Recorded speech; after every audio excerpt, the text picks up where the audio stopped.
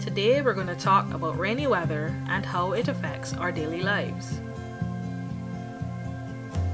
On rainy days, we stay inside. This is because it's wet and we don't want to get sick. Because we can't go out and play, rainy days can make us feel sad. But there are lots of fun things we can do inside. We can read books. We can watch television. Or we can play games.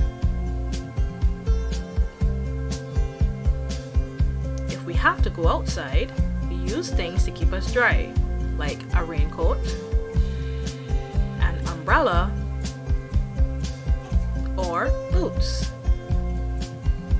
Remember that rainy weather can cause flooding, so we have to take precautions and stay safe on those days.